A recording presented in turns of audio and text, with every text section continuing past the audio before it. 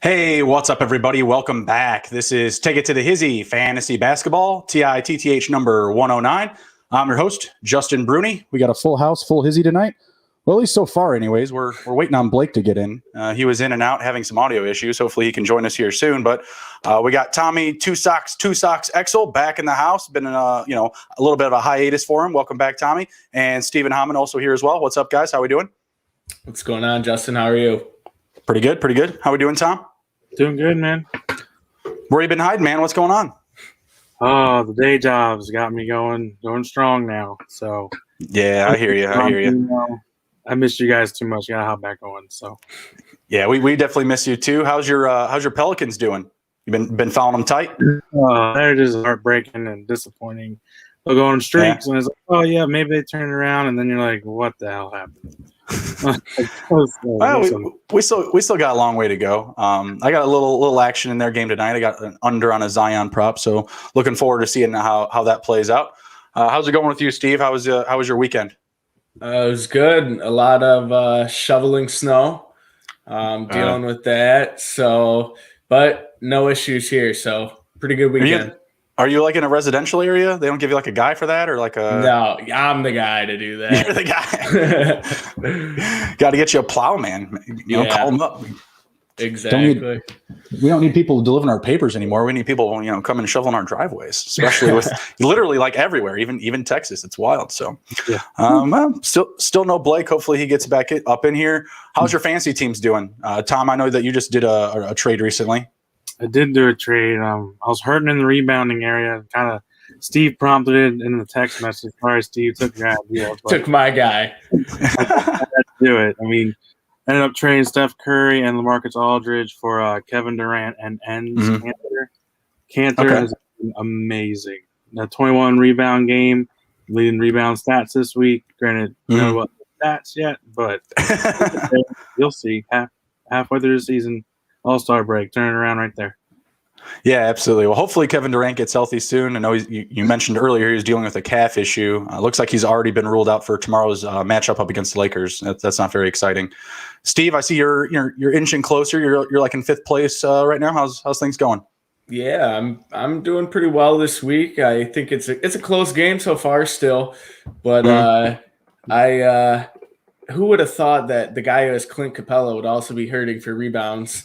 It's killer. I lose that every week. And Giannis, if he could start making more free throws, that would turn my whole season around, and I could be definitely contending for one of them top spots. But hey, we're hanging in there. 5 and what are we? Week 7, something like that. 6-1. I've only lost one matchup, so we'll keep it going. That's it. And that just was to me. To you, and that I had to give to you. Dang, that sucks. Well, yeah, I know you beat Blake a couple weeks ago, so that was helpful. I'm trailing behind him, and I don't know, Cat got your tongue, whoever that is. They're like, I don't know, 7.5 games ahead of me or something like that, and I'm in third place. So appreciate the help. I'm trying to catch up too, trying to take one of those top spots, give me a nice little, end of the year payout. So hopefully we can take it to the Hizzy tonight. You guys got any best bets or props? Steve, how's the relationship with FanDuel recently? I gave up on them. I had to fight them hand over teeth to get my Super Bowl future on the Bucks. Got it, and I told myself I'm out. Now I'm on DraftKings. Yeah. Why weren't they trying to pay it? I still got. Well, it was because my account was suspended, and any future ticket, they're saying they could void that. But it's like, dude, I took this in September.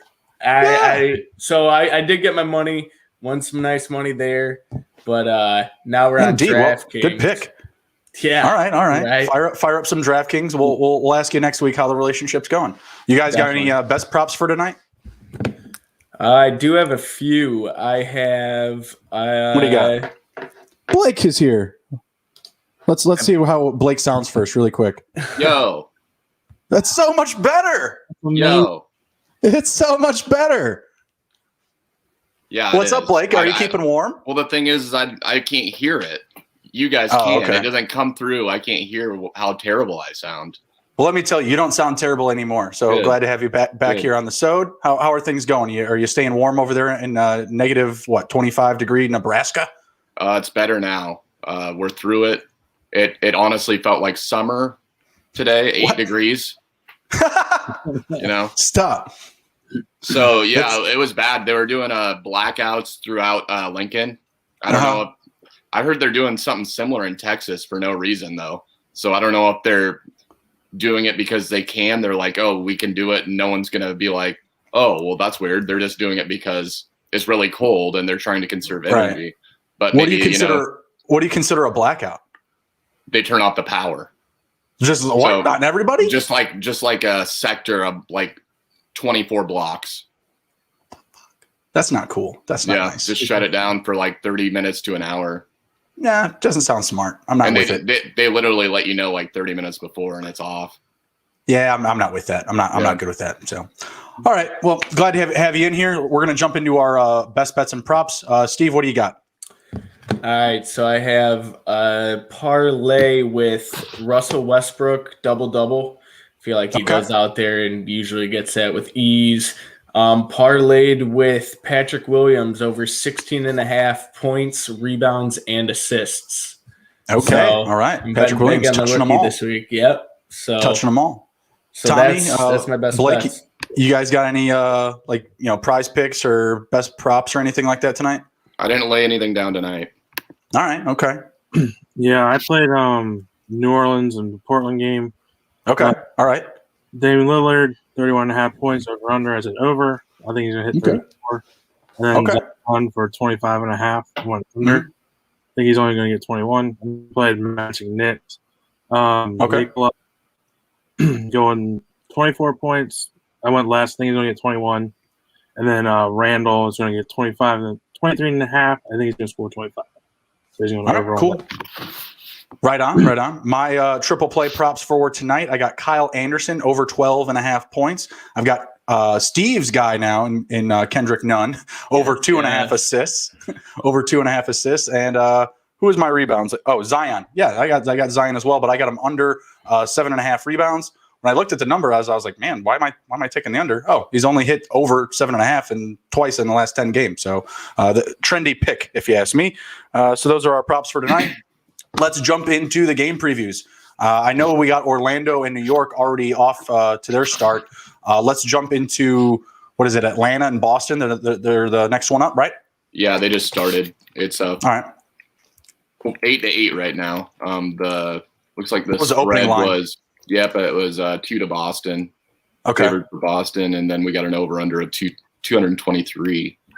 If I'm looking at that, I like Boston. At home, and I'm going over. Okay. What do you guys think, Steve and Tom?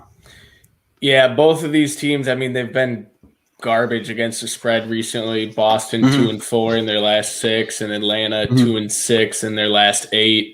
I'm definitely taking Boston, though. I think they've had some struggles, but they're the better team here in this matchup. No Kemba tonight.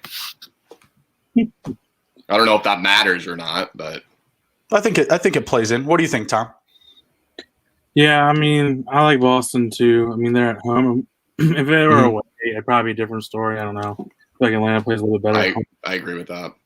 Yeah, so they are 8-3 at home ATS this year. So while they haven't been great in general on the spread recently, they also just came off of like a 5 or 6 game road stretch there. They've just been losing games by less than 5 points most of the way through it, and it's just ugly beats. Ugly beats. But to Tom's point, like that advantage of playing at home, like I just mentioned, they're 8-3 on the spread at home, so they're just a better team there in general. But like what Steve had mentioned, like, well, they're not so good on the spread recently. That's what I was just asking. Like, I thought it was like 5 or 6 games where they were just on the road, and they're just clearly not a good road team. Yeah, they're just clearly not a good road team. They're just not clicking. Period. Blake, you like them to go to the over. I like them to go to the under. I believe Boston is 4-6 in their last 10 to the over under. recently Atlanta has been hitting the over, but before like their last like 5 or 6 game stretch, they were consistently hitting the under. So I think they come back a little bit, and the numbers are all really high tonight in general, in my opinion. Tom and Steve, what do you guys think about the total? I'm riding with the under. It was at what, 223? Mm-hmm. Yeah, I'm taking the under on that. Like we touched on just briefly, Celtics struggling. Even though they're at home, I don't think they're all there right now. So under, easy pick for me. We're at 21 points, three minutes in. Oh, okay. Small sample size. Small sample size. Third quarter, they'll slow down. Yeah. Tom, what do you think? Over under? I'm going to go over. I like Boston at home a lot. Like I said, they're playing better at home. I think they're getting their points at home. I just like the over there. I think they're going to try to get back on track today too. So we'll see what happens. But I have a good feeling about the over. Yep, I took the Celtics last night to cover. They cashed the ticket for me with the Lakers, so much ado to them. I'm going back. Give me the -2 on the Celtics. Nice. What's the next game up, Blake? Alrighty. Next, we have the Denver Nuggets at Washington. The Nuggets are favored by 3.5, and we got an over/under of 234.5. What do you guys think? That's another high one, man. That's another high one. What do you think? Let me take a look really quick. Well, I'm going under. I'm going under definitely. I have the 76ers covering 8.5. Earlier today, they were at 10.5. Houston's just really beat up. They have a ton of people out of the lineup. I don't know if anyone has the injury report up here. Houston. Washington and Denver. Yeah, I was gonna say, are we? Oh, I'm sorry. You were going over. I'm watching Philly and Houston, and that was the next game that I had up on the thing. Wasn't paying attention. I'm going to take the Wizards to cover. They've been playing better recently. Plus 3.5 to Washington at home. I don't mind that. Yeah, I like that a lot. Steve and Tom, what do you guys think? I'm taking Denver on that one. Okay. Not a big spread. Mm-hmm. No, it's really not. Why do you like them over Washington, Tommy? They're pretty even, but just right now they're Washington's 5-8 at home against the spread, so I'm taking Denver, and I like what they're doing too. So just a deeper team all around. Yeah, especially their front court. Mm-hmm. That's actually why I'm switching my pick. I was gonna ride with Denver like Tom. But I actually am going to go Washington now. I think they're kind of banged up in some of their guard play right now. Yeah. So some of that depth is, rolled back. They have been great against the spread recently, either 2-5 in their last 7, 1-4 in their last 5 road games. So I'm going to take Washington there. What do we have for the over on that? Or 234.5. So that's a tall order. I'm not taking that over. Neither am I. Especially on the road. Mm-hmm. Yeah. Every prop I was looking at during that game, everyone's numbers were a lot higher than where I thought they'd be. So I would have wrote a lot of the unders. But obviously Vegas knows something we don't. I don't know. I don't know if that'll play. I guess I'll take the under. Yeah, and that one I have Bradley Beal going over his prop of 30.5 points. It has to do something with the pace of play. Westbrook likes to run fast up and down the court. And Jamal Murray's pretty similar. Well. It just depends on whether Jokic gets the ball in his hands and they're up and they start, letting him do work. Yeah, I just don't like that number though. And to Steve's point, Denver still is a little bit beat up, so that's what I want to stay away from. But I'm going to take the Wizards to cover. I think they can outright win this one. All right. Anything else anyone wants to add to that? Nope. What's the next one up? All right. Up next, we have Indiana at Minnesota. And Indiana is favored by 5 points. Over/under of 225. I like Minnesota to cover. I think they're like 7-2-1 in their last 10 ATS. They got Towns back, Hernan Gomez. The front court's looking good. So, I'm going to roll with Minnesota. I love it. Love that pick. What do you guys think? I took the opposite. I put Indiana in one of my parlays. I think they're just a better basketball team. I think the the Timberwolves they struggle at times to just do just about everything that a good team needs to do. They get lackadaisical on defense. They get lackadaisical on offense. It's just not consistent. Pacers, decent team. I'm riding with the Pacers. Right on. Tom, what do you think? This was a tough one for me, but I'm going with Steve on it too. I like Indiana. I think they're just playing really good ball. I am going to take the over on this, though. I do think it's going to be a high-scoring game. Over-under is 225.5, so I like the over. Man, to me, that's still a big number for Minnesota. I don't know what they are. Was it in their last 10, 4-6 on the over-under? My favorite pick in this one in general is just Minnesota to cover. They don't necessarily have to win. I like them to cover the spread. They were giving the Lakers last night a real fight for their money until they hit the first, 5 minutes of the fourth quarter. And it was just like what Steve described. It was just, but they were, trading leads and being down 2 points to Lakers, for 3/4 of that game. And then the Lakers went on a huge run to start the fourth quarter. And that was just deuces. Great game from Anthony Edwards too. Yep. I think that may have been his first start. Yeah. So Minnesota's starting to get with it, starting to come around a little bit. You guys got anything else to add in there? I'm on the under. Were you guys on the over? Tom, you were? Yeah, I like the over. Okay. What do you think, Steve? No, I'm riding the under. I think both teams. I think the Pacers kind of slow it down to win this game. Okay. You got anything to close out that matchup, Blake? Yeah, I'm with you on the under. Okay. But Towns being back, I feel like it's going to be closer, and I like that +5. I'm with you on that, Justin. Yep. Other than that, yeah, he's been looking good since he returned. Other than that, yeah.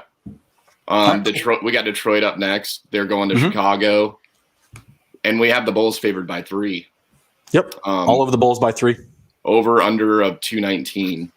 I'll let you handle that one, Bruni, since you're the Chicago guy. Steve's a Chicago guy too. I'm taking the Bulls to cover. They're only 4-6 in their last 10 on the spread. But no Laurie tonight. They've been playing well without Laurie. They play well without Wendell. So yeah. Right now, the Knicks are not the Knicks. I'm sorry. Detroit's in shambles. Blake Griffin's going to be out of this game. Okafor's out of the game.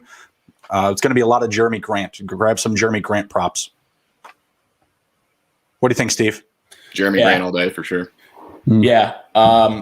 Bulls guy. I'm riding with the Bulls. Detroit, they obviously have their own problems right now. They made some waves throughout the whole league. And Bulls, they play good basketball. When it's a low number like that, I'm going to take it all day. Yeah, I think that's too close for the way that Detroit is trending right now. What do you think, Tommy?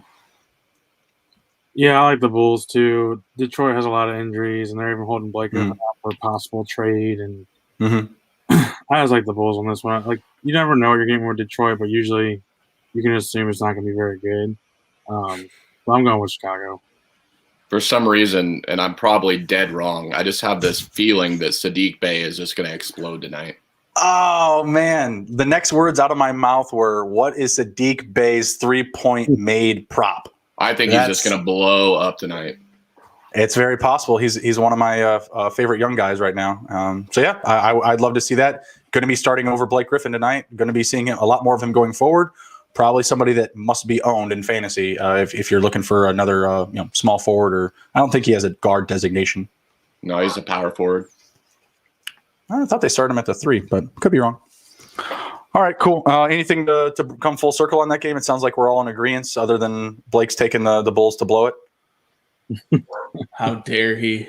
I never said that. Oh, all right. What's your game pick? Yeah, that's right. You said Saddiq Bey. So what's your game pick? I'm gonna take the over.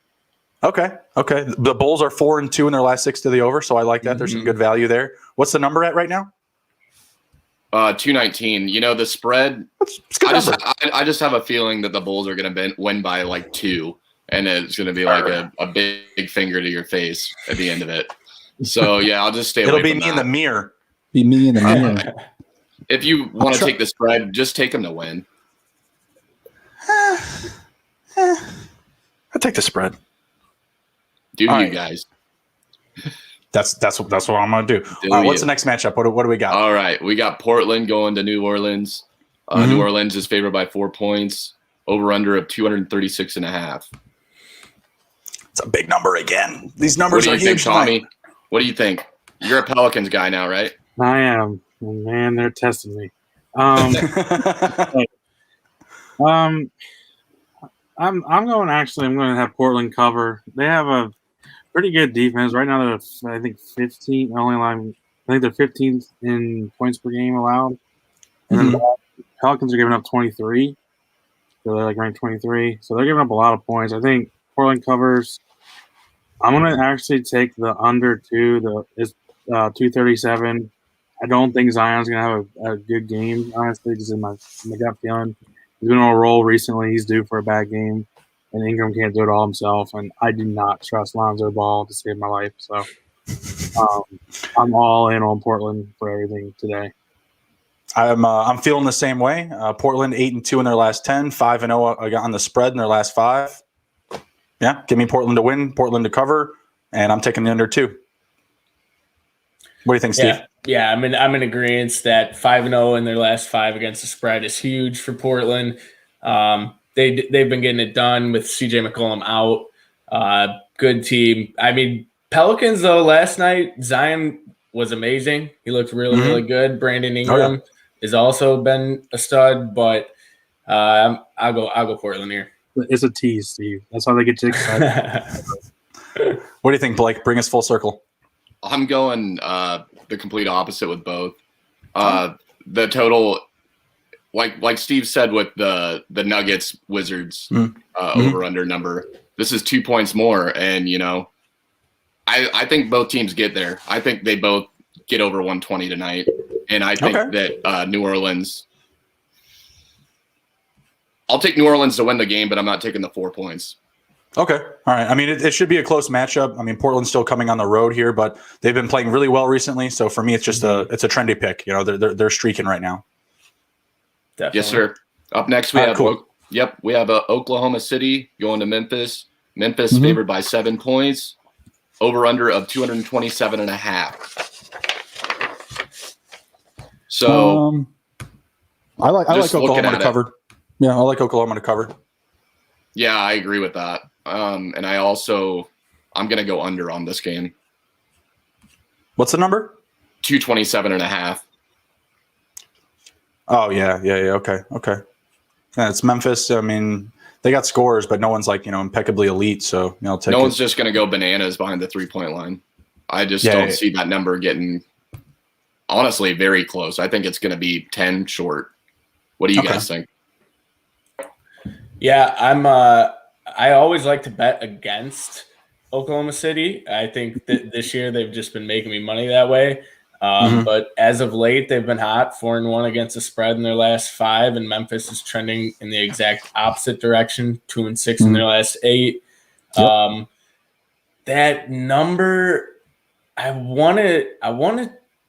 understand taking the under just because of the defense that the Grizzlies play and the lack of offense that the Thunder might have. But I'm gonna go the opposite way, and I'm gonna take the over tonight. I think it hits. Yeah, so Memphis is actually, 8-1-1 to the over in their last 10 games. It's pretty solid. Despite the lack of success. Tommy, what do you think? Yeah, I'm going to go with OKC covers, but I think Memphis is actually going to win the game. I think probably a 3-point game. Okay. I'm going under 2. Just looking at just the injuries in general, and who's not playing for OKC. Ariza's out, Hartford's out, Hill's out, Andrew's out. Those are some big names on their team. Maybe not so much Hill, but still. Yeah, I know Horford's sitting for a double-double, but they got SGA back. He's been out maybe just 1 game or 2, so that should help. That's true. Yeah, that'll push it. That'll definitely push it. But if that 3 ball isn't dropping, I just don't see it going. Yeah, and I can get that. I just feel like we'll get some unexpected offense in this one. And again, just going with the trendy pick here. I like exactly. And why not ride it? If it's winning, it's winning. Go ahead and do it. Yep. Exactly. All right, cool. What's the next one? All right, we have Miami going to Golden State. It's gonna be. What's with the number in this game, man? Yeah, -1. Yeah, I'm staring at it. I'm like, huh. You guys know that the Heat lost, favored by 1 point. That's nuts. Yeah, I know. The Heat lost the other night to the Clippers. The Clippers were missing 4 starters. Huh. It What the hell? So it's an over-under of 222.5 as well. Yeah, I mean, I'm taking the -1 on Golden State all day, twice on Tuesdays. Like, feed me. What do you guys think? Why do you like that? They're just a better team. They have a winning record on the spread. The Heat are bad right now. Goran Dragic is out of the game. They're all banged up. They really don't have an identity. Like, okay, you got Jimmy Butler tonight. Like, they got Andrew Wiggins, who's just a vanilla Jimmy Butler. Like, you know what I mean? Like, I think Wiseman's out of the game, so that maybe they have some struggles in the paint with Bam. But if it's if this is a game Bam versus Steph, then give me Steph and give me Golden State. Plus Miami's traveling. Like, yeah, give me Golden State all day. Steve, Tom, what do you guys think?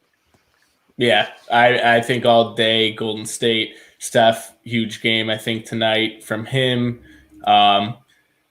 That I think maybe the total will go under.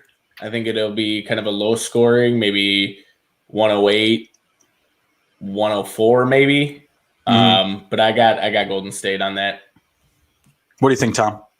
Yeah, I'm there too. The Golden State -1 is an easy choice. I'll take Golden State over the Heat, but I'm taking the under too. I don't think it's going to be explosive. I mean, Steph's going to get his numbers, but I don't see anybody else really going crazy. Maybe Jimmy Butler, but other than that, there's really nobody that, like, eye pops like, oh, this is definitely going to be an over game. I'm going under on this one.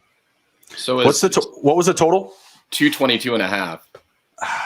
So is everyone just over that performance from Harrow in the bubble? Is he just was he just a flash in the pan? Give me Peyton Pritchard. Give me Peyton Pritchard instead. Okay, really? Yeah. I will trade Pritchard for Harrow right now. I would. Well, I'm sure he would. I'm sure they would. Harrow's coming off the bench. I know he was moved to 6-man. What the hell? Sorry, I just got a random text. I don't know what that was about. Tyler Harrow. Yeah, give me Peyton Pritchard still. I don't care. He's starting tonight. He's going to do some damage. You'll see. Well, PP. You'll see. 8 Mile. I like it. All right, so we're all in agreement. Golden State -1. I'm going to go to the under. The Golden State's been actually trending that way. They're 4-1 to the under in their last 5. I was thinking in my head, I'm like, they're at home. They should be able to put up a lot of points, but I could see this game where it's like a 110-90. You know what I mean? Like, I'm just really out on the Heat right now. I'm just not there for them. Yep, for sure. All right, cool. What's the next one up? Clip Show and Jazz? Yep, last game. Clip Show and Jazz. It's in Los Angeles. And we got Utah favored by 4.5. Over-under of 229. Ooh, 4.5. That's some movement. I saw 5.5 earlier. I like the Jazz still to cover. Paul George is out of this one. I still like them to take care of business. They're just so deep, man. You got Jordan Clarkson coming off the bench and putting up 40 the other night. Insane. Yeah. And 40 points in 29 minutes. That's ridiculous. That's ridiculous production. Like, Cleveland, what did you do? You guys are dumb. Well, the Lakers too. Like, I mean, Jesus. Imagine having Jordan Clarkson on that roster with LeBron and AD. Dennis who? That's what they'd be saying. Dennis who? Yeah, that's wild. Just swap him for Caldwell Pope, even. Oh yeah. In this one, I'm taking the Jazz to cover still. I think the Clip Show can keep it close, but at some point in the fourth quarter, Jazz are just going to run away with it. If Paul George is in this game, I'd be taking the Clippers to cover. Same. Yeah, I mean, I would pretty much. I think you hit it right on the head with that. Paul George in this game, I think it goes the opposite. I think the Jazz have just been so hot that if they came across this team healthy, that it would be a little bit of a different ball game. But yeah, I think Jazz. I mean, how can you go against them right now? They are on a tear, best team in the West. So I think you got to ride with them. 9-1 in their last 10 and 7-0 on the spread in their last 7. Like, I mean, what else are you going to ask for? Mm-hmm. Yeah, so give me the Jazz. What do you think, Tom? Yeah, I'm all in on the Jazz. Like, they're just playing really, really good basketball. They got probably the 6th man of the year on the team. Like, and then I think I read also that Leonard's also questionable tonight too. Like, he's not 100% without George. I'm not even going close to the Clippers. Oh yeah, I mean, if Leonard's out, that line's got to move a good amount here. I mean, what time is it? It's 8:05 on the East Coast, so that game starts still in about 2 hours. So yeah, there is time for that to come to fruition. All right, cool. I think that pretty much wraps everything up. Blake, did you have anything to close down that matchup? I don't. I mean, like I said, that team's just so deep. You got Clarkson. Is Conley still out? Yep. I mean, correct. Even without him, I mean, when he comes back, it's just like, gosh, they're so good. Yeah, yeah, absolutely. They put in Yang. He comes in and hits like 3 threes in 5 minutes. It's awesome. They're nuts. All right, cool. So let's bring up who wants to jump into the Andre Drummond trade odds. Who's got those up? Yeah, I got that up. So we got Andre Drummond landing destinations if he's traded, which I think we all would think that does happen. Top 4 teams, we got the Raptors at plus 225, Mavericks at plus 350, Celtics at plus 450, and the Hornets at plus 600. What are you guys' thoughts on that? Any instant favorites from anyone? Like, oh, that's absolutely the spot to go. Anyone? Dallas. Yeah, 100% Blake. What do you think, Steve? I probably lean Celtics a little bit more. Okay. But, I mean, I could see him going to the Mavericks. I could see him fitting in there. If it's me, like if I'm Andre Drummond, yeah, I want to go to the Celtics over Dallas. Blake, I think you're in agreement with that too. I mean, you'd be happier with that.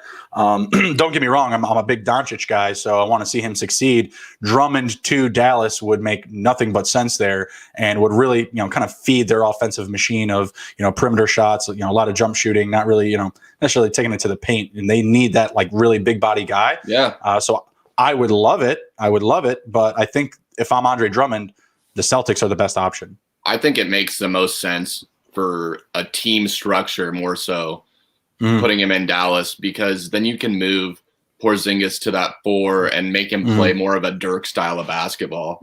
And I think it would just open up their game so much. I agree. What do you think, Tom? Yeah, I agree with that. With Blake saying, or even though it's not the popular decision to trade Porzingis as well, get that return for Drummond. But yeah, either way, I think the Mavs win on that one. I think it's a good spot for them. Clearly, the Celtics has the appeal, but I think Dallas would be really change things up in this game for sure. Can they do that trade without Porzingis involved though? Like, I mean, what are they going to trade from Dallas to get Drummond there and for equal value? You know what I mean? Like, I would assume that Porzingis would just be on his way out the door. Yeah, I would think that Boston would have more to offer for sure. So it makes more sense for him to end up in Boston. I'm just going strictly from, as a fan, what I think would be awesome for that team. Well, I think as a fan too, I think the Raptors at plus 225 is a great option too. I would love that roster. Was it Lowry, Van Fleet, Anunoby, or OG Anunoby, sorry, Siakam, and then Drummond? Oh my gosh, my favorite to win the East probably. I'll be buying a Raptors jersey at that point. My goodness, I probably have to get the Van Fleet just because I was talking so much trash to him. But yeah, that team, I mean, that becomes the most complete roster in the East, in my opinion. I just don't know, if he really wants to go to Toronto. Right now. I don't think anyone wants to go there. You can't. Well, right now you don't even go to Toronto. You go to Tampa. You know what I mean? It's a weird situation to get traded to a team that's, they're not in their own bubble, but they kind of are, in Tampa, because they're not allowed to play in Canada. It's a really interesting situation. I would love them on that team. And the Raptors, they're on the come up too. They're really rolling. Took home a big win last night up against the Bucks. That was awesome to see. Bucks kind of reeling. They lost 4 in a row, but still, they looked really good. I think Drummond in that lineup, they would be deadly. They would be the instant favorite to win the East, in my opinion. Any of these other spots though, like Charlotte, the Knicks. I mean, he kind of gave the Knicks the approval, the nod actually. At least in the media, anyways. I feel like when you're getting moved, like you got to say all the right things. So, what do you guys think about the Knicks? I would be shocked if he ended up there, but hopefully it works out for him. Good luck. Yeah, I agree. I think he fits there. But my biggest thing is Drummond's always been good for putting up empty numbers, and if he goes to New York, I think we see a lot of that, and I don't think we necessarily see his team play take it to the next level right now. Okay. I think they would be better suited to wait a little bit and wait for a better fit for what they're trying to do with their culture. I'm sure Thibodeau would love to have him, though, grabbing rebounds like an animal. Oh, yeah.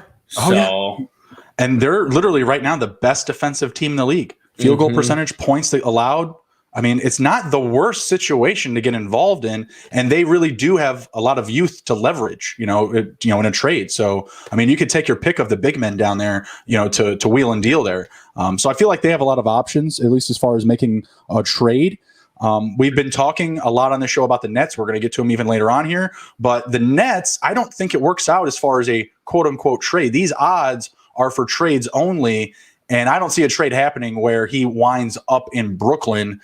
To me, that situation is only like buyout, and there's no reason for him to get bought out of Cleveland. They should be leveraging him for picks or something for value. You don't just buy him out just to get him off the books and he can go, on a holiday to Brooklyn. Is there any reality or situation where he can get to I was going to say New York, but to Brooklyn with the big three guys? I don't think so. I think you need a 3-team trade of some sorts, and I just don't see why any other team in the league would be like, oh, yeah, we would love to help Brooklyn become even more rich. We'd love to help them fix their problem right now. 100%. I don't even know. You'd have to work some magic just to get that trade to go. That's just bookmakers out there knowing that some people will be putting some money on that because they want the Nets to be an all-star team. So, yeah, I don't think there's any chance that happens. What about some of these dark horses, guys? Warriors, Blazers, Clippers, Lakers. Of the bunch, the first one that pops out to me is still the Warriors. But I feel like for any four of those teams, it's a very tall order. Of those four, who do you guys like? I'll take Honestly, Warriors. I'm going to say none of them. I was going to say they're dark horses. I'm going to say potentially the Heat. Yeah. And, if they're going to do something to salvage this season, COVID-19 was an excuse early on, but losing to the Clippers without 4 starters isn't something, that typically, you happens expect out team. of a defending finals team, Right. So. Okay. I mean, I don't know how that would work with Bam, or I don't think they're willing to move him right now. I don't know if Bam would work at necessarily the 4 with him, with Drummond at the 5, but I feel like you have a little bit too of a thick front court there. But I don't know. Yeah, I wouldn't hate it. Why not? I mean, if you can have Jared Allen and DeAndre Jordan on the same team, why not? Well, yeah, I mean, why not? I would love for my Bulls to trade, Otto Porter and Lauri Markkanen for him. I'd have no problem with it. Go ahead. I mean, the spacing of a Drummond, Otto DeBio, Jimmy Butler trio would be dangerously cramped for sure. Oh yeah, it's like, all right, well, Lob City, and that's it. Like no perimeter shooting whatsoever. But you never know. You guys got any other wild cards, Steve or Tom, for a landing spot for Drummond? No, I think we covered everywhere. I think he'll be. Yeah. What do you think, Tom? The Knicks too, just because they also hold Dallas's first-round draft pick as leverage too. Okay, so there you go. That was like my wild card, not so much the bottom. I think he's too much like, no one's like talent, but like enable like team chemistry, like Steve was saying. I don't see it filling Clippers, Lakers, or even the Warriors. Yeah. Well, they would have to give up some real solid assets. Those teams. They're not going to have great draft picks. Like even if they give away all of their first round picks, those first round picks are all at picks, 28 plus, just pretty much every year. You know what I mean? So there's not any huge value in those. And they would have to give away some pieces for sure. And none of their depth pieces, I think, are, heavy enough to carry the weight of a trade with, pairing up with Andre Drummond. So, all right, cool. Let's jump into some live betting updates. I'm going to give you guys some numbers from the current games right now. We are at break time, as the sports books like to say. The Knicks are covering right now the 3 points against the Magic. Right now, we have an updated spread of 2.5. Are the Knicks going to toe the line here, cover it for the rest of the game, guys? What do you think? I like it. I like it a lot. I think the Magic are they'll sputter out later on, and the Knicks take this. I think they grind them down, and they can't score. I agree. No Fournier still. They're just missing that little extra kick. I'm thought with he was you guys. probable. I thought he was out. Well, that's pissing me off. I dropped a player to start him. I took him off my IL spot. He is playing. He's got He 15 minutes All so right. far. I thought he was out. My bad. He will start Wednesday. His back is back. His back is back. His back is back, and he's off the IL. Let's go. Yeah, I'm gonna continue to take the Knicks to cover this one. I did have them in a 3-team parlay earlier where they covered the 3. So far, they're doing it. Hopefully, we can keep it steady. Tom, what do you think? Yeah, I have Knicks too. I'm gonna pull my bet on that as well. Okay. The live total is 213.5. We were at, I believe, 210 live. Can we hit that over, Tom? I think so. I think we're trending that way. I think, like Blake and Steve were saying, they're going to grind it in the paint for probably the second half, whereas I think Orlando's going to have to resort to the 3. Some will hit. They'll end up hitting that over. I like that. Yeah, it's looking a little bit better to hit the over now. What do you think, Steve? Yeah, I actually really like what Tommy said there with them resorting to 3. Terrence Ross has been going off this game. I like to see that. I think they could get it. They're at what, 109 right now? Correct. So yeah, I think it's doable for him. All right, right on. Anything to close it out with, Blake? You agreed? Totally. Like you said, I think that New York is just going to get those buckets, and like you said, they're going to resort to shooting 3s on the other end, and they're going to fall. So I don't know about taking the Knicks to win the game. No, they are only up. I like that over way more. I like that over way more. All right, fair enough. Fair enough. They are up 3 at half. That's the line they got in the game, so that's what the books were expecting. Next one up, we got the Rockets and the 76ers. 76ers up 40-24. I thought we were going to jump into this one first, but I guess that game did already start earlier. But I took the 76ers to cover the 8.5. Earlier today, they were at 10.5, and I was willing to take it then. Houston just been really bad. They're really banged up right now. I don't know what their recent streak is for losses, but I know it's like 5 or 6 games straight, something like that for the Rockets. What is it? No Wood. I think Eric Gordon did make his way into the game, so that's solid. Yeah, he's on the floor. I took John Wall over his prop, over 25.5 points. I took over for Joel Embiid, over 30.5. So hoping for some more offense here from Houston. Right now, they're doing exactly what I expected as far as the game goes. Live spread is 15.5 points. You taking it, Tom? What do you think? 15, Steve. I don't like 15. I like the over under 8 right now. Not over under. Okay. 8, but 15. That's. I don't see Houston not scoring points. I guess the spread they're 7-9 away, so it's not terrible. I still think they'll score some points. I don't think they're going to lose by 15. Fair enough. What do you think, Steve? And they have to win by 16 or 15. They have to win by. Well, now the line is 14.5, so it moved a little bit. So by 15 points, they'd have to win by. Right now, they're up 16. Is that for the whole game or is that for the half? Right now, there's about 10 minutes left in the second. I'm probably like 30 seconds behind. Is that for the half, that first half, or is that for the whole game? The whole game is just the whole total for the game is 14.5 for the game. Yeah, not the half. Okay. Yeah, I'm taking the 15. I think that Billy's just going to mop them up. Live total is 226.5. Important to keep in mind the 76ers have 40 points so far. And like I said, there's only 9 minutes left in the quarter. Rockets now are at 31. They scored some points since we've been talking. Yeah. What do you guys think about the over? No, I don't really care for the over right there. I do think Philly keeps it going. I just don't know if if the Rockets get it going. And I've been a Rockets guy with I got Oladipo and John Wall now. But I think they're gonna struggle tremendously tonight. Dwight Howard just got swatted. That's not something you get to hear every day. Who swatted him? Who was it? I think it's Nwaba. Nwaba. Oh no. Man, Dwight's boyfriend's not gonna like that one. He's smacking him around tonight. Or whatever he's working with. Whatever he does. I don't know. Yeah, whatever he does is right. You're right. Because you just don't know. You never know. It might make him a hot pocket. Who knows? He might. All right. Next one up, we got the Hawks and the Celtics. The Hawks are up 3. Celtics are not covering, which is what I needed. Don't like seeing this one right now. They've got the Hawks at plus 2.5 on the spread. So they're still favoring the Celtics to win by 2.5. Live total is 230.5. 5 minutes left in the second quarter. What do you think, Tom? Cover, over? What do you like most? I like the over. Just turning in the right Like the direction. over? Yeah, I still think Boston's going to score some points. So, Okay.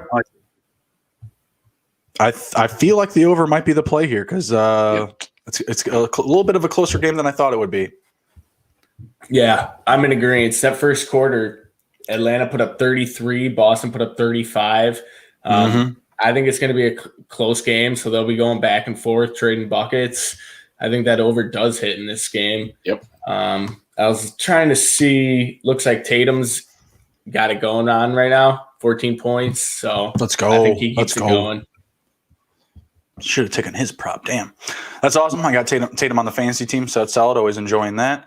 I want to stay away from a live spread bet here. Looks like there's going to be a good amount of back and forth. Right now, Hawks are up 5, 49-44, but I will take the over the 230. I think the scoring is going to continue to keep rolling here. Anything to close it out, Blake? Hammer that over. I like it. All right, cool. Next one up, we got Nuggets up 16-9 over the Wizards. Wizards not covering so far, not liking that. Wizards are now plus 7.5. I like that as a live bet. Like I said, I took them at plus 3.5. So I think that they will, stay alive in this one. So plus 7.5 live. I like live over is 226.5. We're only 5 minutes left in the first. Say it's too early. What do you guys think? Too early for me to really give a input on either way on the total. I guess I like the Wizards. That number keeps getting higher. And if it keeps getting higher early, I think you hit it. See if it hits double digits, take it, and see where it goes. What do you guys think? Yeah, I agree with that. Yeah, just wait, and if it gets higher, definitely. Yeah, if it hits the double digits for sure. But right now, I'm still taking Denver, and I'm still sticking with the over. Okay, fair enough. We'll actually come back to some of these games because it is still pretty early on. So we already went over Andre Drummond and his potential trade destination. Now let's touch on Blake Griffin, another guy that's going to be sitting out until he's moved. Top options I'm looking at here: Oklahoma City Thunder, Miami Heat, Boston Celtics, Lakers, and Hornets. So it looks like the Lakers have higher odds to land Blake Griffin. Same thing with the Miami Heat, over Andre Drummond. Heat weren't in that mix, but apparently the Heat are in the mix for Blake Griffin. What do you think, Blake? You were talking about potentially Drummond going to the Heat. Yeah. Is Griffin going to work there? I don't think so. I think he's more of a Laker guy. Laker guy? Going back to LA, back to the Staples Center. Did he play for UCLA? No, he played for the Clippers. Oh, duh. Okay. Oklahoma. There it He is. was a Sooner. Oh, yeah. I remember the jacket, the inside thing. I forgot about that. I don't know. I don't think he'd really fit in well with the Thunder. I don't know why they're favored. Yeah, I don't either. They have a very young nucleus. I don't think that works. Like an Al Horford telling ghost stories, over the fire. Exactly.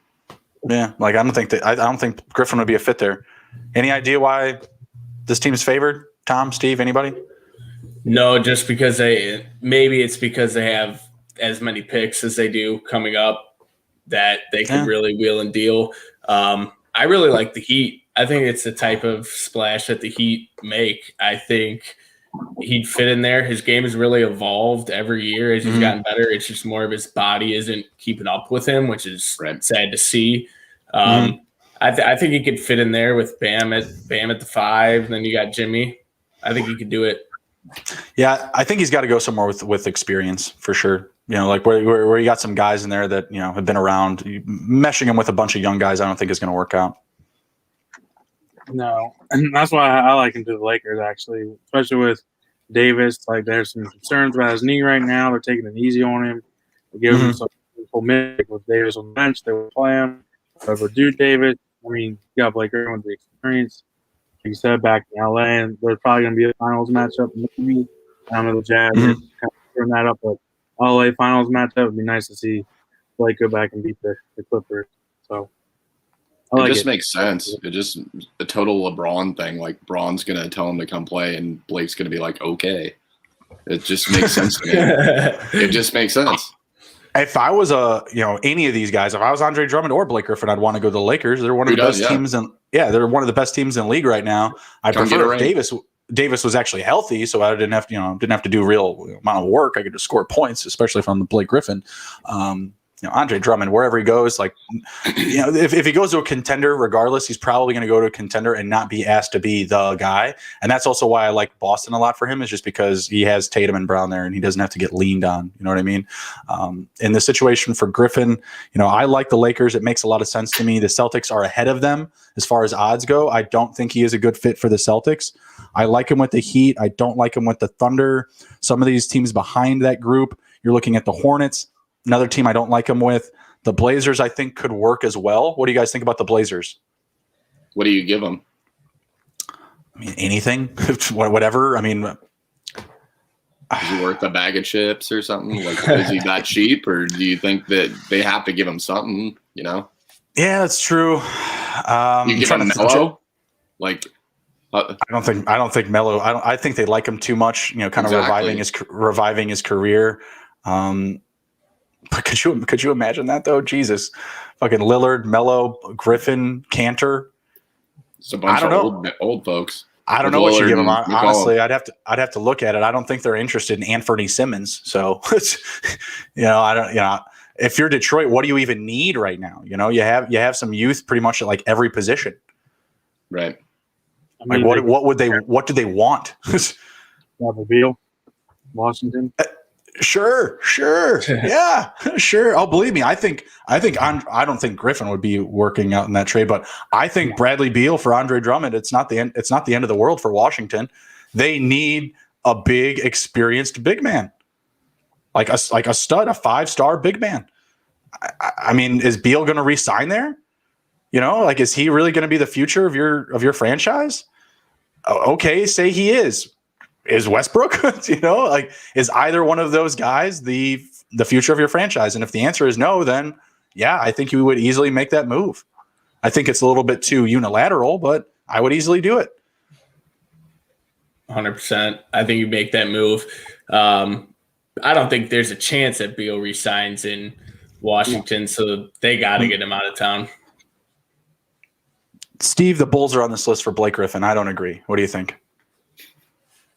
I think I hold off because I think the Bulls still are a couple years away from being contenders. So I don't think that his impact. I mean, I'm curious to see what they do with Zach LaVine in the coming time. I mean, I think for now he'll be good here, but we saw his name surface in trade rumors earlier. Mm-hmm. So I really just don't see where Blake Griffin falls in. I mean, maybe you trade Laurie, but then you're really undersized with Blake and Wendell Carter. Not a good fit. No, they're ahead of teams like the Warriors, 76ers, Wizards, and Rockets for Blake Griffin. So I don't know. Just want to throw it out there. I don't love it. Like I said, I don't want him on a young team. I think he's just going to poison these kids. He wants to go somewhere to win. Blake, Tom, you got any other destinations we should consider for Griffin? I'll let you take that. I don't have anyone, honestly. I think that if he goes anywhere, it's probably to OKC because they just don't give a shit about their team. They'll be like, here, take some picks. Well, hopefully you sell some tickets for us, Blake. Oh man, terrible. You're closer to the situation than we are, so you would know best. I don't know. Are they just like the Supersonics or what? Yeah, I mean, it's just like a revolving door. Like you in one door and out the other. I mean, who's been staying there? Can you name one player that's been there for 3 years now? It's a good question. How long's SGA been there? 2? Yeah. Mm-hmm. Well, he'll be a 3 next year. So there you go, SGA. Next year, though, I don't know. Yeah, next year. You never know. Poor Chris Paul. I wanted Chris Paul. You got anywhere else for Blake Griffin to land, Tom? No, I just really love LA, the Lakers. I really think he's going to end up there. Makes sense. No chance he goes back to the Clippers, right? After they did the fake. You never know. after they did the fake 1600. retirement. A lot of it his had to do with jersey that. number. A lot of it had to do with that their GM that was racist too. Oh yeah. Can't And he's remember gone now. his name. Sterling. Donald Yeah, Sterling. Donald Sterling. The Don. All right. Let's talk the Nets. On this show, we like to shit on the Nets. Right now, they're 5-2 with the stars in the lineup: Irving, Durant, and Harden. But they have won. What is it now? 4 in a row? 5 in a row? They won. They won last comeback win. Yeah, comeback win last night. And so that's 5 now because they had won 4 in a row going into last night. I was not going to pick them to win last night. I was going to pick the Suns to cover, but a last-minute switch by the books by 2 points. I stayed away. Thank goodness. Saved myself some money and made it instead of lost it. But, man, I got to tip my caps to the Nets. They're getting it done, but I just still don't believe. I am not a believer. I don't see anything that just says, like, oh, yeah, this team, for sure, they're making it to the Eastern Conference Finals. What do you guys think? Well, at least about their recent success, and while you kind of dive into that, I'll bring up their recent odds or their most updated odds for playoffs and finals. It's something that LeBron does every year. Mm-hmm. He'll be playing at half LeBron, and then when he gets to the playoffs, he turns it on. I think that Durant's kind of the same way, and I think that we're going to see a different team come playoff time. Yeah, to go off that, I also think, we've seen them hold out a lot of these guys. Durant, I think, is missing his 10th game. They had Kyrie pop up, what was that, last night when they played the Suns, 2 nights ago, one of the two, and for back tightness, which he hasn't had any back issues since like 2018. So I think if we see them start clicking, but the biggest question mark is just defense. They can outscore anyone. And James Harden, if it comes down to crunch time and it's there, they'll win it. It's just defense in the long run is going to come back to bite them. What do you think, Tom? I think they're still Eastern Conference Finals team. They're playing it like safer right now for everybody. They're going to be well rested moving it after the All-Star break. Like, we know what happens with Durant after the All-Star break. And now you got Harden, who wants that ring, and you got Irving playing at his level. And I honestly think at trade deadline, they're going to make a move for somebody defensively. I don't know who. They have a bunch of bench players they can move for somebody. It's not going to be Andre Drummond. It's not going to be somebody like that. It'll be somebody mid-tier, but it's going to change their defense stats a little bit. So, yeah, I still think once after the All-Star break, it's going to be a brand-new team. But, man, it's going to be lights out. You know what? You mentioned the rest in there, and I guess that's another bugaboo I have with them too. They almost have too much rest. What is it? Assistant coach Mike D'Antoni, he hates practice. Steve Nash was his point guard for I don't know how many years, so he's kind of kicking along that theme here. James Harden has only practiced with all these starters one time since coming to the team.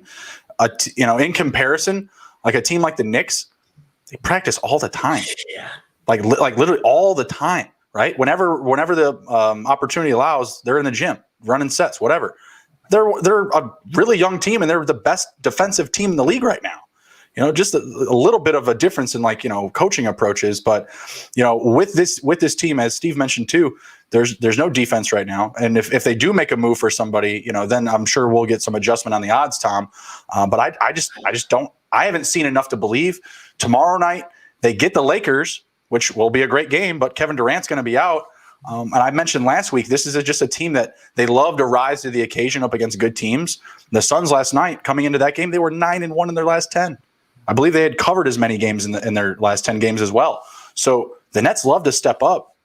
And then I guess there's just the last knock I have on them. I'm going to let someone else stand on the podium here, is these backups that they have and the depth pieces that you did mention, Tom, they have played well. And we've seen flashes of them. I think Joe Harris put up his first 20-point game last night of the year. Jeff Green, I took 11 of the last 14 shots or something like that for the team. Really brought it home for them. The problem is those guys aren't going to be doing that when all 3 of those guys are in the lineup. They're going to have to take advantage of every minute opportunity that comes their way, when they go from shooting 12-plus shots to 4 shots. You know what I mean? And there's a difference in that, and getting that rhythm and really getting the whole roster going. So I just need to see more. Right now, They are plus 400, second favorite to win the finals, and they are plus 165 to win the East. I don't have the divisions up, but the last time I saw the divisions, the 76ers were still odds favorite to win their division. And the Nets were still favored somehow to win the conference. I don't know how that works out. But I'll step off the podium. I'll let you guys, someone else take the stand here. I just need to see more. I just have not seen enough. That's reasonable. I mean, they're not blowing it out of the water. Well, they're capable of that, but like you said, it kind of ties back into the rest and whatnot. Like, they're not going all out. Like, Kyrie disappeared for how long? Like, this season, and didn't really hurt them too much. So it's like, I'm just thinking like kind of like the LeBron thing Blake was saying. Like, you get half until the All-Star break. It's like, all right, let's actually try. Like, they're not gonna each be putting up 30 points a game. I mean, they could. When it comes down to the end, like Durant's the captain there, he has to lead the team because he did it with Clay and Steph Curry and Golden State. So having those big names and being in that situation before, I think that's going to go a long way too. No, they're definitely a team that can score in the fourth quarter. I can't take that away from them. And the NBA, that's really what you need. You got to be able to score points in the fourth quarter. You got to be able to close. It's just they can't close out defensively. And hey, they make that move like you say. I'll be tuned into their new tune or their new dance, whatever. Steve, what do you think? Yeah, Sixers. I'm picking Sixers, Nets, Eastern Conference Final. That's where I think it'll go. And it's just too good right now to really be stopped by anyone in the East. And I just think they're just too good offensively. I personally, I like the Bucks over the Sixers. I just, especially if they meet up before then, I don't see them beating the Bucks in a 7-game series. The Sixers? Can you tell me why? Because I'm trying to figure this out exactly. Why do you think that the Sixers are the better team in a 7-game series against the Bucks? Well, personally, I do feel that series goes to the home team. I feel like it is very close. I like the 76ers. Maybe I just like them a little bit too much. Maybe I'm a little too close to the Joel Embiid situation. But, I've been talking up Joel Embiid for MVP. It's probably going to be difficult for him to do it with the production that they're getting from Simmons too. He can go off for literally I'm not going to say triple-double every night, but he has that opportunity with rebounds and assists. And he doesn't score over 20 a lot, but I feel like he is really accepting that facilitator role even more so. And because of Simmons' size, they have a lot more options with their lineup. They can put, Green, Seth, and Simmons out there at the same time, and they don't need, Simmons to be, bringing the ball up the floor. So to me, they have a very complete roster. I like the Bucks too. I just feel like there's a formula to beat them. I feel like beating the Bucks is just more about outlasting them. Is Giannis going to storm the paint? Yup. Is he going to get his points there? Yup. Are they going to hit perimeter shots? Absolutely. But I feel like that's a team that you can still beat with one more stop. And I feel like you can get that by isolating Giannis, making him shoot outside, getting him to the free throw line. He is not finishing at the free throw line the same way as like Embiid and the role players for the Sixers are. So home team wins that series. Yeah. Best out of 7-game winner. Let's just say this before you end there too. The last 3 years, the Sixers have met the Celtics, and the Celtics have beat them all 3 years, every 3 year. And the Celtics, honestly, you would think, just looking at their teams from the past 3 years compared to now, the Celtics have gotten better. Yeah, it might not say record-wise, but if they meet in the playoffs, why do you think that the Sixers are any different than they were the last 3 years? They don't have Jimmy Butler anymore. They don't have JJ Redick anymore. I'm just trying to understand. Coach Rivers. All right. I mean, they're a different team right now. They're one game ahead of the Nets in their conference. Again, they're a more complete team to me. I love their depth. Embiid, Harris, Dwight Howard behind those guys, Danny Green, Seth Curry, Simmons. I like them a lot. Yeah, I'm in agreement. I think this is a little bit better of a team than we've seen the past couple of years from the Sixers. I think piggybacking off of what Justin said, to beat the Bucks is if you throw something new at them, they struggled. That is one reason why they've been struggling as of late. They've been trying to figure out new defenses, switching on defense, things like that. So I think if you throw something out there and isolate Giannis, I mean, I think they're beatable. I think I wouldn't be shocked if you said that, if they were to make it to the Eastern Conference Finals. But I think this is just a better team of the Sixers than we've seen the past couple of years for sure. It just seems like they choke every year or something. I don't know. That's fair too. Yeah. No, absolutely, and it is. They could not make it, like you said. They could wind up losing to Boston in an earlier round, like you had mentioned. If they have their number, they have their number. What if Boston upgrades with like a guy like Drummond or any one of these teams, right? I don't see any big upgrades coming to the Bucks, but the Bucks are going to be dangerous. So if you're asking me, like I said, between those two, whoever has home court, I'm going to be taking them. But right now, we got to watch out because the Nets, they're second right now. I think they're 18-12. After their recent streak of success. So, if they keep it going here, they could wind up getting home court as well. And if they have that, then they're right in that mix to make the finals for sure. But it's going to be a tight race to the finish. You have, all those teams we mentioned in there. Right now, the Celtics record isn't very indicative of their team success and how good they really are, like Blake said. So they could be up in that mix as well. Let me see if I have the actual. I don't. It's really odd that I don't have just the standings right up in front of me. So I got them here. We got Philadelphia 18-10, Brooklyn 18-12, Milwaukee 16-12, Boston 14-13, and then Indiana at 14-14. At the 5th seed, right? And I think Indiana's a better team than they're leading on with their record as well. But that's really not that great in comparison to the West. At the 6th seed, you're looking at a 16-11 from Sacramento. Sorry. So, it's a little bit different. And I feel like I'm not saying it's more competitive than the West, but I just feel like things are so tight in the East that that top 4, top 5 can really switch up really quickly here. Definitely. All right. Moving on from kind of the Nets here to their opponent tomorrow night, the Lakers. Lakers have been performing really well too. Obviously, Anthony Davis struggling. They're going to be without him. Do you guys still believe in the Lakers to carry on? And who's your pick tomorrow night? Nets and Lakers. No Durant for the Nets, but no AD for the Lakers. Who you guys taking? Lakers. Yeah, I'm going to go Lakers as well. Kevin Durant in this game, I think it's a different ball game. I think I might probably go with the Nets. But I think this is one, too, where we see LeBron kick it in another gear, continue this MVP campaign he's been on all year, and really carry this team. And I'm sure you see Schroeder drop in 20 points, 20 plus. So I think they get it done. What do you think, Tom? I like the Nets. I want to switch it up. Okay. I think Anthony Davis being out is going to be bigger than most people think.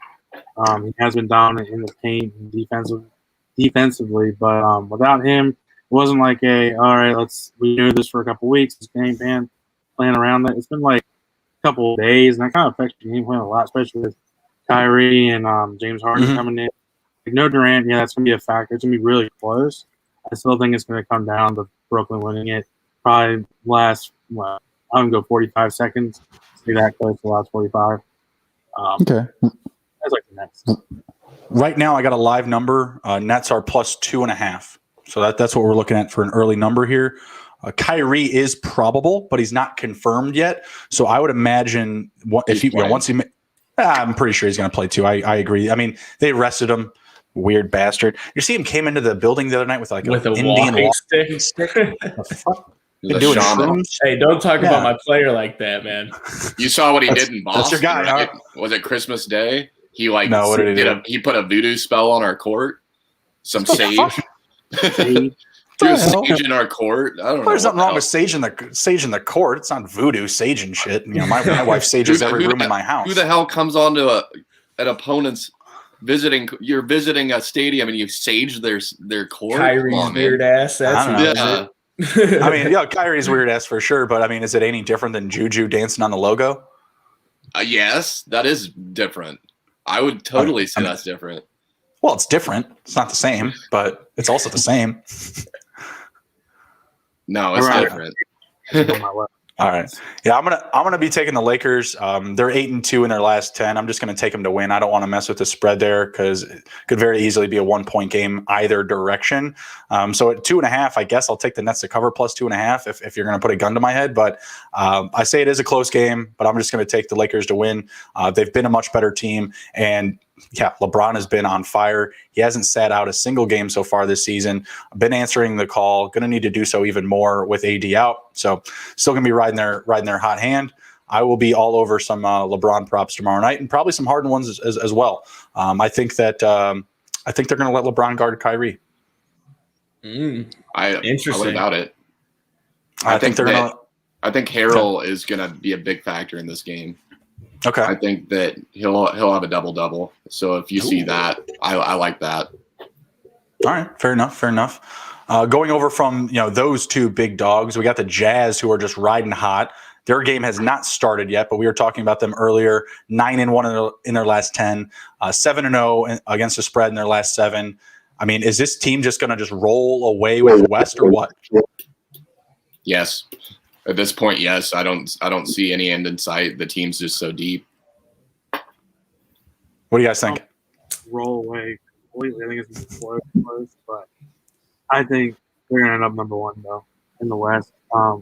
They're just really balanced right now. They don't have, like, that one outlier scoring 5 points team. They have everyone consistently scoring 6 in the year. Like earlier, Jordan Clarkson, he's not even starting, and he's averaging 20 points per game. Like, they're just hard to do. They're on a roll. Like, when you have that hot hand, it's hard to get somebody off. Maybe the All-Star break, if they come out, so it can be a factor, but I like the Jazz. I think they found what's for them. Channeling the inner 6-man Jordan, like Jordan Crawford, right? I guess so. I mean, they got it right up there, man. Jazz just have impeccable ball movement, zero selfishness across the entire lineup. It's always about making the next pass. I saw some like Globetrotter shit where, what was it? Bogdanovich jumped in the air, bounced pass off the ground to the corner. He feeds the guy across wide open in the other corner for a wide open 3. It's just ridiculous. It's just incessant ball movement. I don't know. I mean, there's rosters that look better than theirs. I mean, but as a team, I don't see any other team playing as good as team basketball as the Jazz. They're having fun. You can't replace them. Yeah, absolutely. And it looks fun. I mean, I'd want to play for the Jazz right now. Let's go over some guys that we can potentially add right now in fantasy. We've got the Spurs and Charlotte going to have some games postponed, at least I believe through the weekend.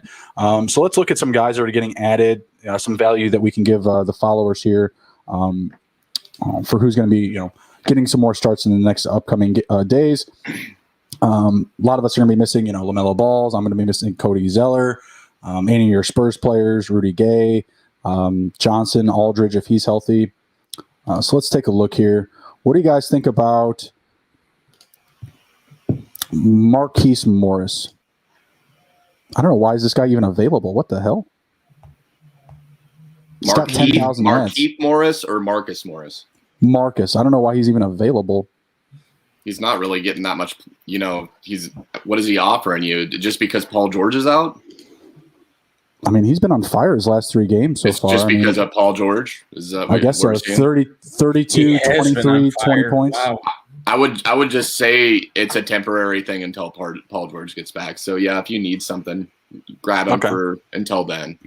But after Paul George comes back, you look for those numbers to go down. Yeah, he's probably still going to put up, a little 12 and 6 and 4 line on a good day.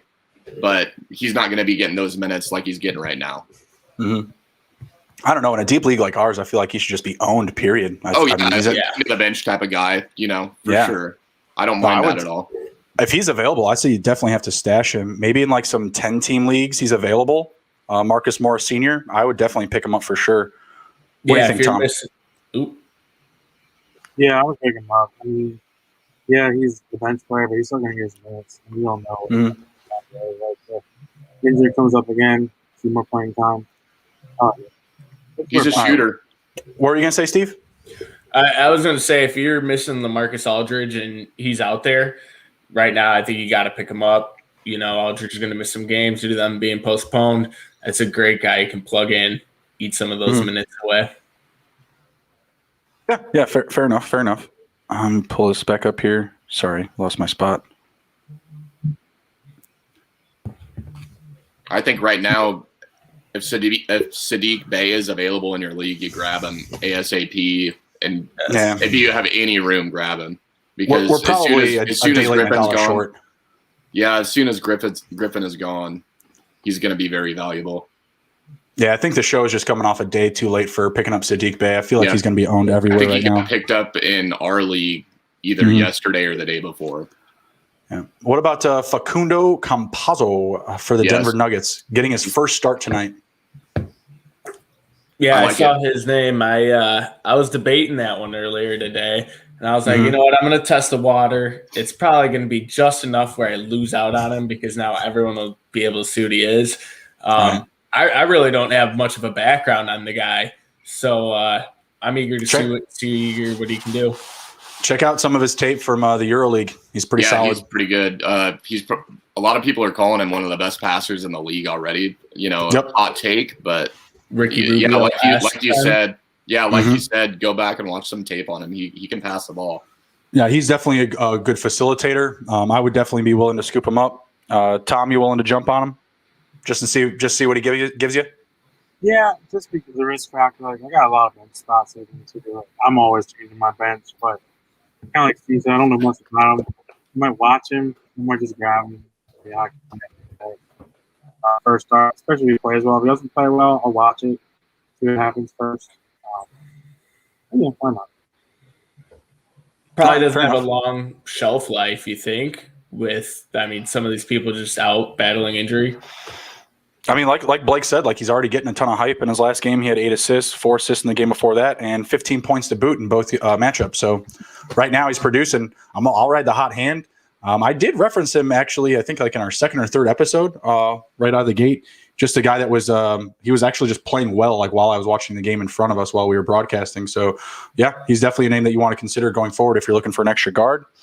I like this one a lot. Dort for OKC. 23, 19, and 15 in his last 3 games, 6, 7, and 3 rebounds. He's doing just a little bit of everything. Another guy that I just feel should be owned. His new fame to claim was the hand-to-face defense on LeBron, just throwing his hands up in front of him. I really don't know if they showed it working or not, but hey, I like the effort. I'll give you A for effort. But what do you guys think about Lou Dort and OKC?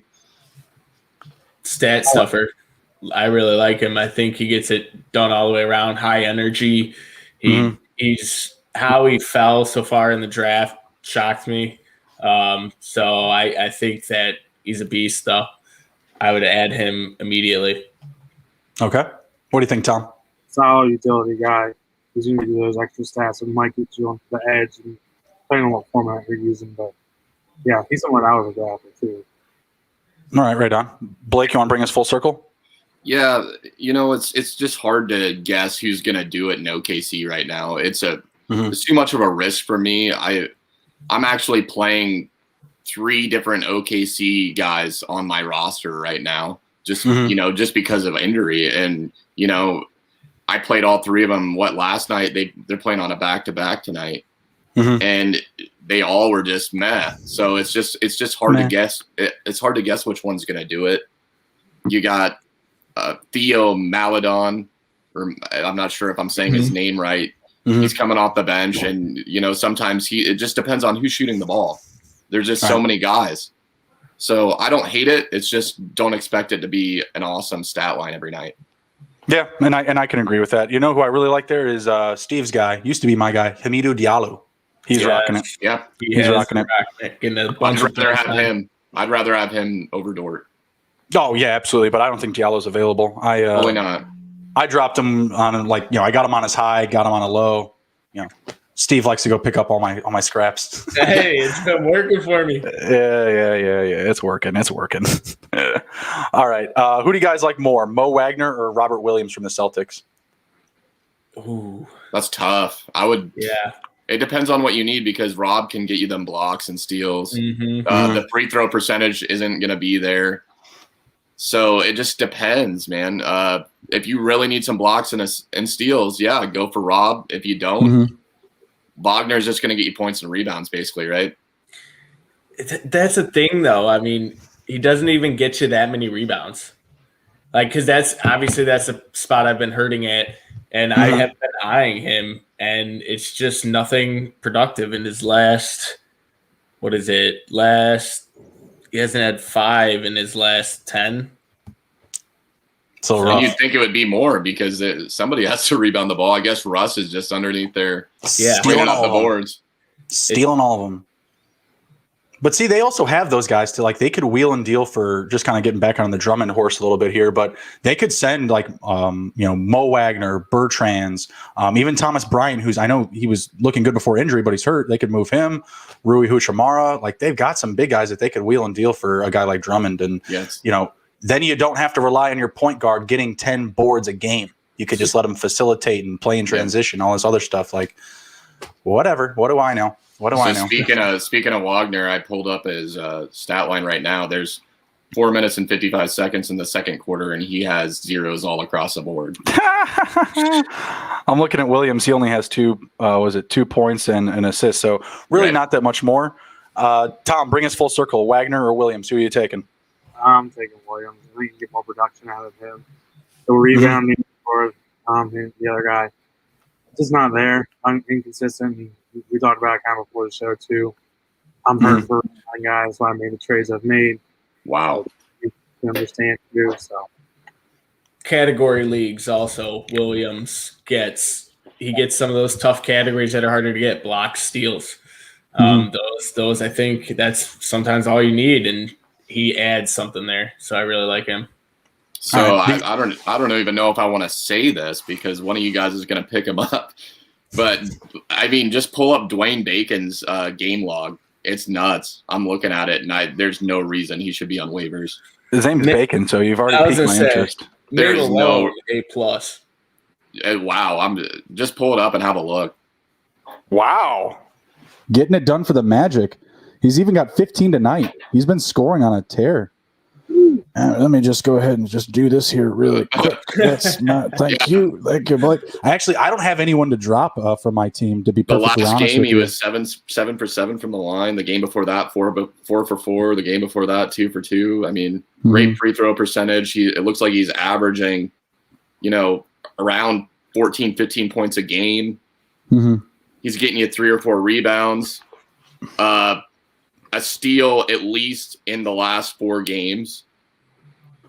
One of them was 3. One of them was 2. I'm dropping him for Dario Saric, but it's in a different league. So right. Oh well. Wait a second. How many empty spots do I have on my team? My God. I don't know what I'm doing over here. Apparently, this team had some free people to add. Who knew? That's free money. All right, I'll take him. I grabbed him in another league, not our league, but in a different one. So, all right, cool. Let's wrap it up here. Let's jump over to redrafting our first round of this year's rookie draft. We are just going to go through the first 15 picks. We're not going to go through the whole draft here. So, Blake, you're going to take the first pick. I'll announce the team each pick. What actually team you're picking for. So, Blake, and then is it me or Steve? It's you. All right, so I got the second pick. Steve, you got the third. Tommy, you've got the fourth. Blake, you are on the board, Minnesota, with the first pick overall. Are you still taking Anthony Edwards? No. No, he is switching the pick. The pick is different. What do you got? I'm taking Ball. Taking LaMelo Ball. Just going easy with it. Just going nice and smooth with it. Leading in rebounds, assists for all rookies. Edwards has a slight advantage on points by literally 5 points, but you're going LaMelo Ball. Any take on that? Just that he's just been the dude? Yeah, I mean, the numbers don't lie. He's been playing in that league overseas for, for 2 years? Yes. What is he, 19 now? Well, he played with the Lithuanian team, I thought, when he was 16 or 17. It's similar to a Lucas situation in a way. I mean, the guy's just ready. And he could literally start on any team right now and make them instantly better. I mean, imagine if he was playing for the Lakers instead of what's his name? Lonzo? No. What's his? I can't think of his name. It's Dennis Schroeder. Schroeder. Yep. Yeah. Well, I just said feel like he'd Lonzo be because he was dropping drafted there, of dimes left course. and right. Right. But yeah, I would love to see him on Minnesota. Honestly, I think that would be a good fit, especially with Towns. All right. Well, they went with Edwards, so we'll see what we get there. I am up. I'm at number 2 with Golden State. Anthony Edwards is on the board. So do I go Edwards or do I go just back to Wiseman? I don't know, man. I feel like I'm going to have to go Wiseman just because they needed that big guy. They already had Oubre. They already had Wiggins. I mean, Anthony Edwards would have, still been coming off the bench. It would have been very difficult for him to start at any time. So I'm still going to go with James Wiseman. He's still getting it done. He's playing incredibly less minutes than Edwards and Ball, but still getting it done. And he's also hurt right now. So Golden State still going with Wiseman. Still got a good future there. Yeah, you're up, Steve, with Charlotte. So you saved me there. I thought for a second maybe you were actually going to take Edwards at 2, and so I was kind of getting nervous. But I'm Charlotte. I'm on the board, and I am taking Anthony Edwards. Right. Proven scorer, looks 19 also. Looks like he could be a star for years to come. I think scoring is one of the hardest things to teach or to be good at in the NBA. And when you can just come out of the gate like he has, I'm happy with that pick. Lock it in. All right. Right on. We are at pick 4, Chicago Bulls. Tommy Two Socks, who are you taking? I had to think about this one because I figured I'm probably not going to take Patrick Ewing. Oh, the truth. He's a little bit of an early pick. I'm torn, but I'm gonna have to go with Abi Toppin. I just think he's been really solid so far this year. I was torn between him and Xavier Tillman. I like what Xavier Tillman's been doing. But I think Abi Toppin has the better upside as well. I think he's a good fit in Chicago. He moves up a few steps. All right. Well, I would not have hated if the Bulls had taken Abi Toppin, so that's not a bad pick at all. So I like it a lot. Next up, but I do like Patrick Williams. He's getting it done. He's underrated, averaging almost 10 points a game, almost 5 rebounds. Plays very good defense. I'm very happy with what we got. 4th pick though, it's just it's kind of a sour taste in your mouth. What are you going to do? All right, Blake, you are back up. 5th pick, Cleveland Cavaliers. 5th pick. We're all chalk right now through the first 4. We just got a switch of Edwards and Ball so far. Yeah, I'm snagging Halliburton there. I think that would be a great fit for Cleveland. Moving them up. You think? Any worry about having Garland and Sexton already there? Does he? I think you get rid of one of them. I think that you keep Sexton and get rid of Garland. I agree, and I think that Garland should be in that trade with Drummond. I think that they're too similar. Mm-hmm. See, and that's kind of what and I know we keep going back to Drummond here, but think about a trade for Elfrid Payton and we'll say Nerlens Noel for Drummond. I feel like that helps, and probably picks involved too, but I feel like that helps Cleveland actually, because Garland is a little too similar to Sexton. He's not really a distributor. I agree. Totally. Peyton can score, but he can still distribute. I just don't see enough in Elfrid Payton to give up that. Well, and Nerlens Noel. Fair. You're saying that's too much? Yeah, I mean, I think if you're giving up Garland and Drummond for Nerlens Noel and Elfrid Payton, those picks better be damn good, in my opinion. Right. Well, because I think Garland could easily be a starter in the league, and Drummond is where he is. Elfrid, I mean, everyone's already trying to run Elfrid Payton out of town in New York. Well, I mean, there's a lot of mouths to feed there. I mean, Emmanuel Quickly, Derrick Rose now, Elfrid Payton. They got Austin Rivers sitting out of games. Apparently, Rivers. He's just sitting out. He sat out of last night's game. They don't have enough minutes for him. Sorry, kid, you're done here. And Tom Thibodeau really likes Rivers. I mentioned last week, Thibodeau was going around the league, just going to other teams' practices, and he spotted Rivers. Who was he with last year? Was he still? He wasn't still with the Knicks. Was he with the 76ers last year? Rivers. Austin Rivers. Yeah. No, Was he with the Rockets? He was with the Rockets. That's right. Wherever he was, those two were hanging out in practice and just chilling. He's like, I'm going to bring you to the Knicks. You're going to play until we bring back Derrick Rose, and then you're not going to. So, but let's get back to the picks here. So we got Blake taking Tyrese Halliburton 5th to the Cleveland Cavaliers.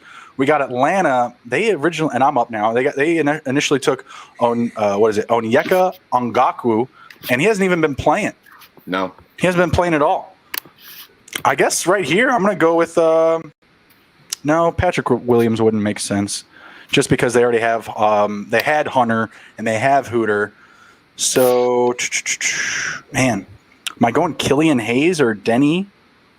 Yeah, I'm gonna go Denny Avija for who originally went to the Wizards.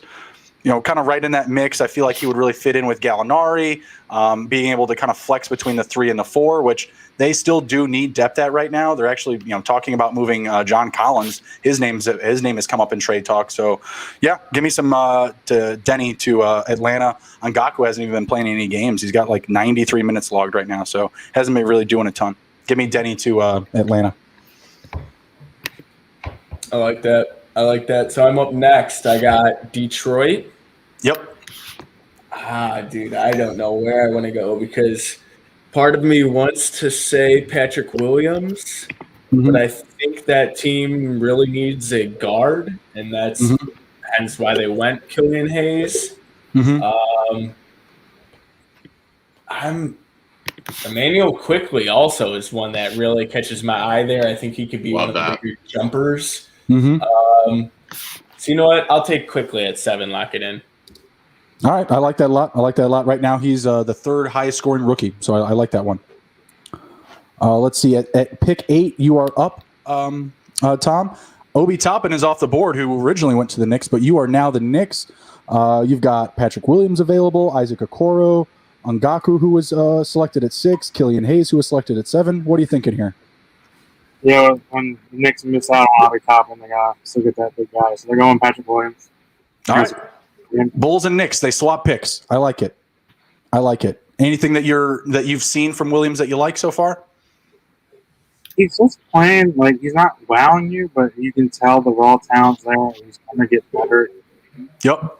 He's been consistent. Not like, oh wow, he disappeared. Just like, okay, you're going to get him. He's not wowed by the stats, like I said.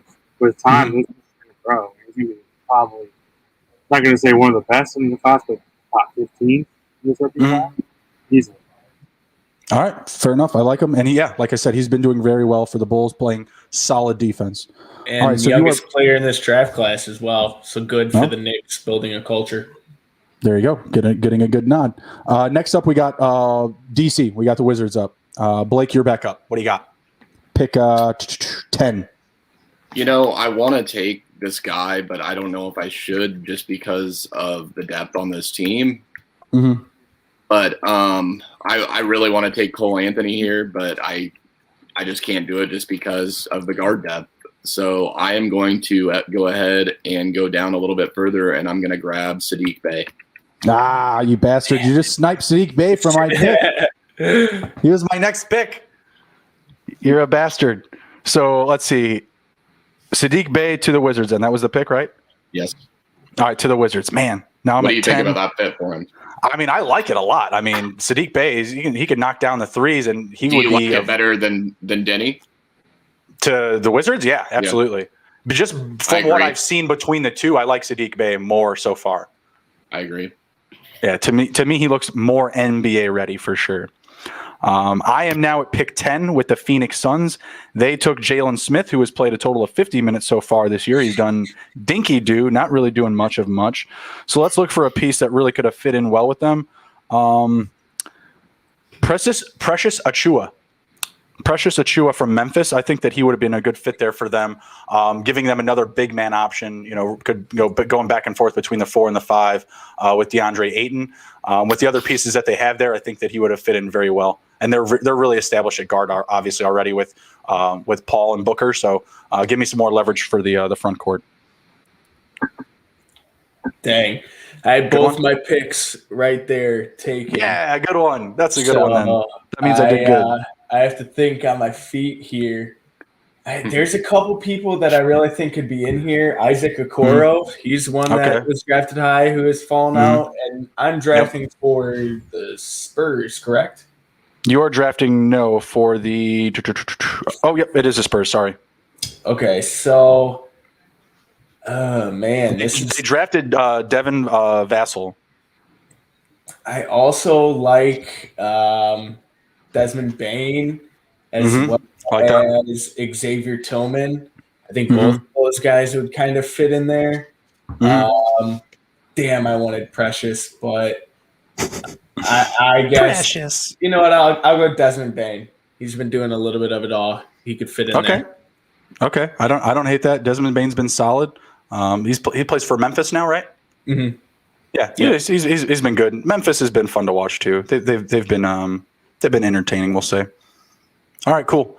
You are up, Tom. You have Sacramento, pick 12. Tyrese Halliburton is not available. Steve, did you take quickly already? Yep.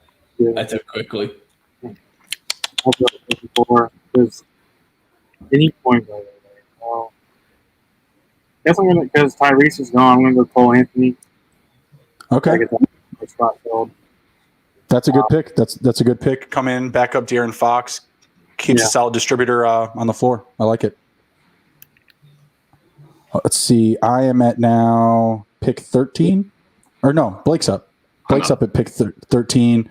You have New Orleans, Blake. I do. So I'm looking all around this team. They're pretty set for their front court and right in between there. You got players. So I'm gonna go with another guard to add to their depth. And a lot of it has to do with you bastard. I know who you're picking. It has to do with Redick being there.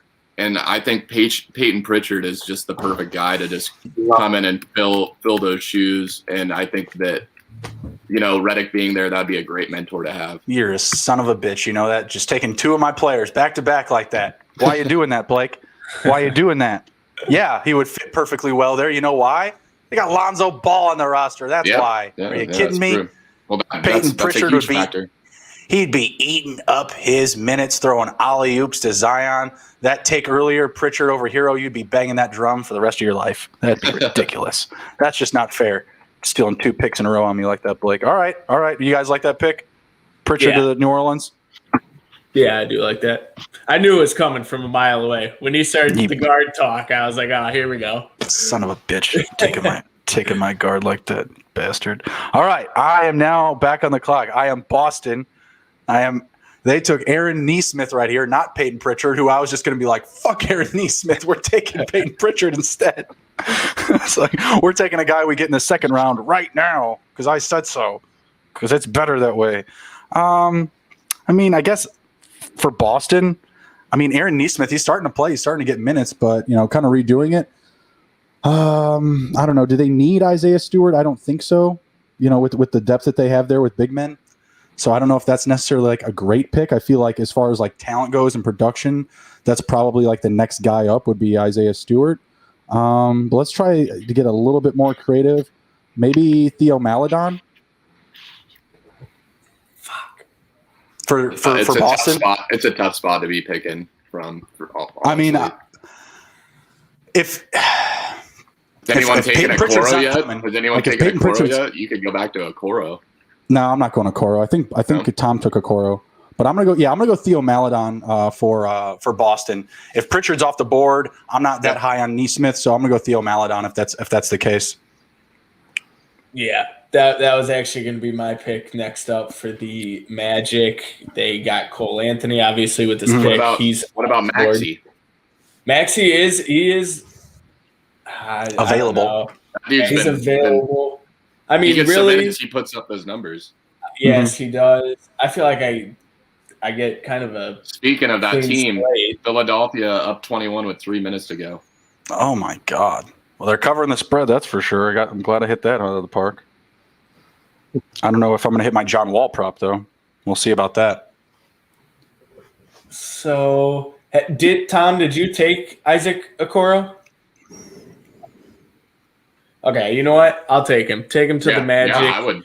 Add a little bit of defense. Get some depth there. Him and Jonathan Isaac could create some issues down the road for some teams. All right, right on. Well, man, that wraps up. Well, we're not going to do the whole first round, but the first 15 picks. I like what I would have had on my teams, and would have been a pretty interesting draft if it had gone that way. But it's pretty interesting to see some of this production from these guys, like in the back end of the draft. We've seen guys like Kyle Kuzma get drafted later in the first round and produce better than the top pick like Lonzo Ball.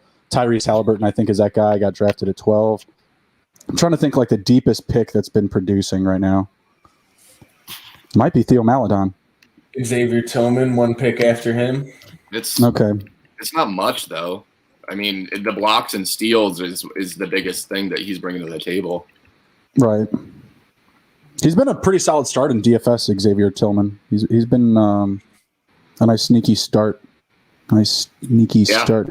Most disappointing, I'd say, is probably Okonkwo from Atlanta. Like, man, they really screwed that one up. I mean, even Patrick Williams is a pull, or a reach or whatever. But I mean, at least he's still producing. He's doing something. Yeah, I'd say Denny's kind of a disappointment too. But Jalen Smith. Jalen Smith. What has he done? Nothing. Exactly. Absolutely nothing. Let me see here. He's played a total of like 50 minutes. Yeah, so the Suns really blew that one up too. They could have had Tyrese Halliburton. Not saying, I mean, he would have been a good fit. He would have gotten production, but his limited minutes would have been more limited for sure. So who would you say the steal is of the draft so far for Tyrese Halliburton? Tyrese Halliburton, yeah, because he should have been in the top 5. He should have been in the top 5. All right, cool. Well, you guys got anything to close it out with? Hopefully, it's warmer where you are. It is. Yep. It is. I think me and Tommy, we got some snow coming in though. Yeah. It's supposed to be negative what tomorrow? Negative what tomorrow? Whatever it is, it's more bright days. It's not negative 32. Whatever. Okay, well that's good. I'm looking forward to it not being negative 32 tomorrow. Watching this. That's nuts. What's man. that? I've never seen it that cold ever.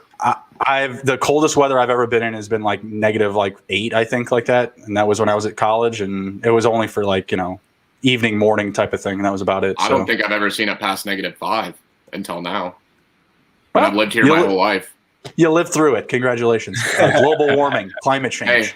Hey, I'm sick of living through historical events. No more. Yeah. I'm good with that. Yeah, I'm good with that too. If things were much more boring for the rest of my life, I'd be hip with that. I'd be down with that. Things just really smoothed out. If the only big news that happened in the next 10 years was Dogecoin became the next big thing, then I'd be all right with that. That's about it. All right, guys. All right, cool. Well, this was TITTH number 109. Take care. Be well, everybody. We will be back next week, hopefully with a full crew and a full Hizzy. Take care. Be well. We'll see you next time.